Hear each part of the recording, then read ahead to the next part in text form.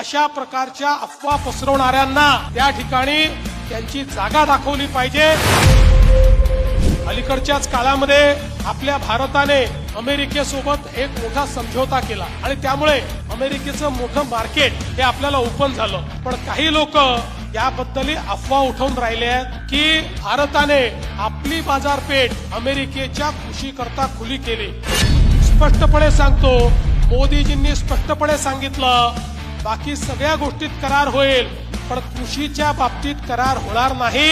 आमची बाजारपेठ ही आम्ही तुमच्याकरता खुली करणार नाही। कुठलीही बाजारपेठ आपली कृषीची खुली केलेली नाही। पण काही नतद्रष्ट लोक अशी आहेत की आमच्या सोयाबीनला चांगला भाव मिळायला लागला होता, 2-4 दिवसापूर्वी अफवा दिली सोडून की आता अमेरिकेचं सोयाबीन भारतात येणार आहे। 500 रुपयांनी सोयाबीनचे भाव पाडले। मी सोयाबीनच्या शेतकऱ्यांना सांगतो आणि मार्केटमध्येही सांगतो, असं कुठलंही आपल्या करारात लिहिलेलं नाही, कुठलंही सोयाबीन बाहेर मिळणार नाही। त्यामुळे अशा प्रकारच्या अफवा पसरवणाऱ्यांना त्या ठिकाणी त्यांची जागा दाखवली पाहिजे आणि जोपर्यंत देशात आणि राज्यात शेतकऱ्यांचं हित बघणारं सरकार आहे तोपर्यंत कुठल्याही परिस्थितीमध्ये आपल्या शेतकऱ्यांचं अहित होईल अशा प्रकारचा कुठलाही निर्णय आपण घेणार नाही।